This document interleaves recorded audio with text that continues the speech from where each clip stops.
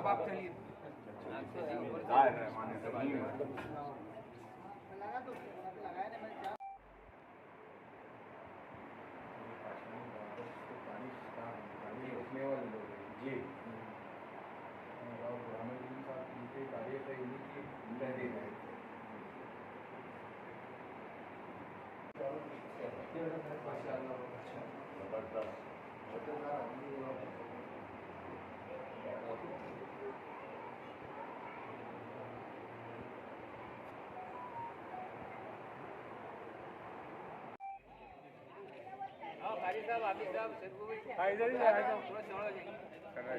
सब आ जा रही, सब आ जा रही, 2 बार करके रहे देखो।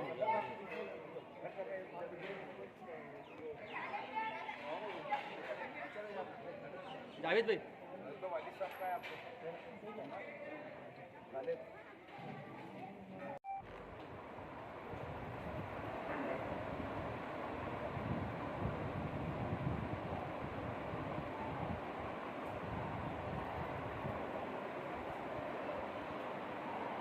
जनाब आपका नाम?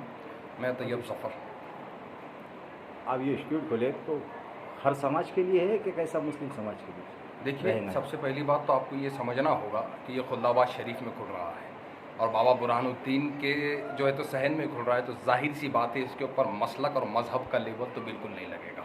यहाँ पर आने वाला हर बच्चा तालिब इल्म होगा और हर बच्चे को जो है तो एजुकेशन उसी तरह से दिया जाएगा जिस तरह से उसका हक़ है। तो ये तमाम मज़ाहिब के लिए है, तमाम मसालिक के लिए है। और एडमिशन वगैरह का कैसा है? एडमिशन चालू हो चुके हैं अल्हम्दुलिल्लाह, जुमा से एडमिशन इसके चालू हो चुके हैं।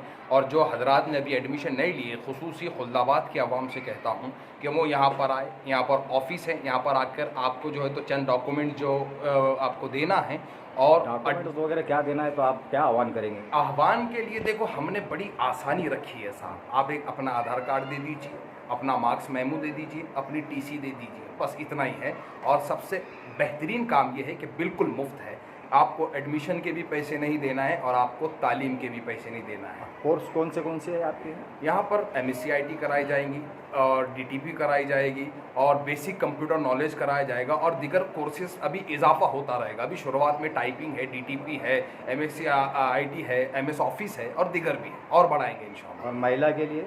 महिलाओं के लिए जो है तो टेलरिंग इंस्टीट्यूट खोला गया है, उसके अंदर ख़ास तौर पर फैशन डिज़ाइनिंग की तरफ ध्यान दिया गया है, साथ में मेहंदी के डिज़ाइन की तरफ ध्यान दिया गया है।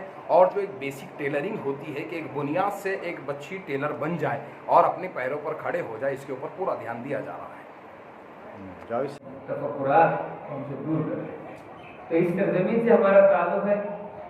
रहा सवाल इंस्टीट्यूट के, कंप्यूटर इंस्टीट्यूट और हमारे सिलाई इंस्टीट्यूट के इफ्तिताह का, मैं आपको, जावेद साहब को, हमारे उनके वालिद को बहुत बहुत मुबारकबाद देता हूँ कि बड़ी अच्छी सरजमीन पर, बुजुर्गान दिन की सरजमीन पर बड़ी नेक नीयत से आप एक इंस्टीट्यूट का इफ्तिताह कर रहे हैं। अल्लाह ताला से दुआ है कि यहाँ से लोग जो है इस्तेफादा कर सकें।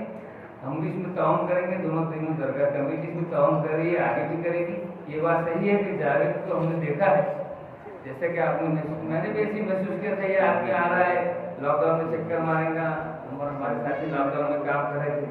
लेकिन हम जब SP साहब के पास पहुँचे, मौजूदा मैडम के पास, वहाँ पे तस्करा होता है जावेद दरगीज ग्रुप का। इम्तियाज जलील के पास गए हम, वहाँ पर ग्रुप में चर्चा होता है जावेद दरगीज ग्रुप का।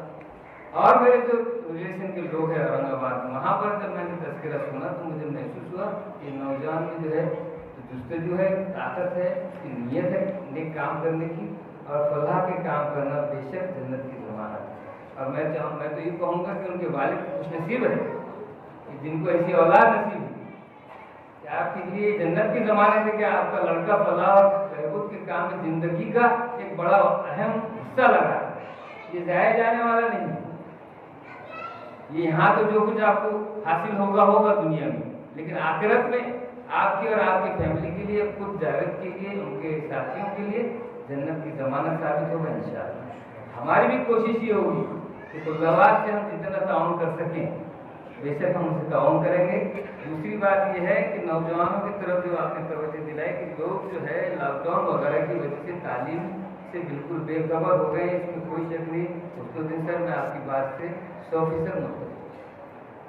मैं अपने उलमा इकराम और अपने जो लीडरान हैं उनसे भी मेरी गुजारिश है कि उन्होंने भी इस जानिब तवज्जो देना चाहिए कि स्कूल नहीं हो रहे, ऑनलाइन बच्चे पढ़ रहे नहीं पढ़ रहे, बच्चे मोबाइल में लगे हुए हैं, वो क्या देख रहे क्या नहीं देख रहे, बाप को खबर ना माँ को खबर। हालात इतने खराब है कि बाप मना करा। ऐसे माहौल में भी जालना का अंसार IAS बन सकता है, हिंदुस्तान में एक नई तारीख रकम कर सकता है। तो हमें इस बात की जरूरत है कि हम हमारे बच्चों को थोड़ा सा कंट्रोल करके उनको आगे बढ़ाएं, उनको जो है जो सहूलियात फराहम करें, जो बच्चे पढ़ सकते हैं, जिस लाइन में जा सकते हैं उनको मदद करें। और अभी मैंने देखा थोड़ी देर पहले वसीमा महबूब शेख बच्ची, जिसके वालिद जो है नीम पागल है, वालदा भंगड़ियाँ बेचती है और वो SDM बनी है। तो ऐसी बहुत सी मिसालें हैं हमारे पास, लेकिन हमारा जो परसेंटेज है तनासुब है आबादी का, उसके लिहाज से बहुत कम, इसको बढ़ाना होगा। बहरहाल एक बड़ी अच्छी कोशिश है, बड़ी नेक कोशिश है। मैं इतना ज़रूर कहूँगा बच्चों से, नौजवानों से कि मायूस और नाराज़ होने की ज़रूरत नहीं है। बहुत से मौक़े अल्लाह ने फराहम किया है और हिंदुस्तान को बहुत ज़्यादा नाम रखने की ज़रूरत नहीं है, इसलिए कि हिंदुस्तान में जितनी आज़ादी और जितनी सहूलत मुस्लिम कौम को मैं नहीं समझता कि दुनिया में किसी और जगह को। इस बात से तो हम एतराज़ कर नहीं सकते और ना ही हम ये बोल सकते। अगर हम जाते हैं किसी देश में, मैं खुद गया, मैंने देखा फॉरेन में ऐसी हालत है कि जैसे सजा में आप अपनी पसंद की बात नहीं कर सकते, आप अपने लिहाज से बोल नहीं सकते। अरे हम भी यहाँ पर खड़े रह के वज़ीर आज़म को गाली देते हैं, हम जो है तो वज़ीर आला के बारे में पूछते हैं, हम जो है तो ऑफिसर्स की जाके बोलते हैं बता हमारा क्या हुआ। तो ये आज़ादी का हमको फ़ायदा लेना चाहिए और हमारे को सबसे ज़्यादा बेशक तालीम की तरफ तवज्जो देने की ज़रूरत है। खैर मैं 2-3 शेर बोल के अपनी बात खत्म करूँगा। जब टूटने लगे हौसला तो बस इतना याद रखना, जब टूटने लगे हौसला तो बस इतना याद रखना, बिन मेहनत के हासिल तब तो ताज नहीं होते, बिन मेहनत के हासिल तब तो ताज नहीं होते। ढूंढ लेते हैं अंधेरों में मंजिल, ढूंढ लेते हैं अंधेरों में मंजिल, जुगनू रोशनी के मोहताज नहीं होते। एक बात और जरूर कहूँगा, बशर की सरफराजी का मुझे पैगाम कहते हैं, क्योंकि मैंने कैरेक्टर पे बात कहा हूँ। मुसलमानों का किरदार इस बात की गवाही देता है कि मुसलमान कैसा है। अगर हम शिवाजी महाराज की अगर हिस्ट्री निकाल कर देखेंगे तो उनके अहम ओहदों पर, बाला साहब ठाकरे के अहम ओहदों पर और जितने बड़े बड़े लीडरान हैं वो मुसलमानों का एतमाद और भरोसा करते हैं। इसलिए नहीं कि वो खूबसूरत है, वो अच्छा है, बल्कि इसलिए कि ये मुसलमान धोखा नहीं देगा, इस बात को ये झूठ नहीं बोलेगा, ये गलत काम नहीं करेगा। ये एतमाद जो है तो हासिल है मुसलमानों को उसके किरदार से। बशर की सरफराजी का मुझे पैगाम कहते हैं, हकीकत में खुदाए पाक का इनाम कहते हैं। मुझे शाहों के महलों में न ढूंढो ऐ नज़र वालों, मुझे शाहों के महलों में न ढूंढो ऐ नज़र वालों, मैं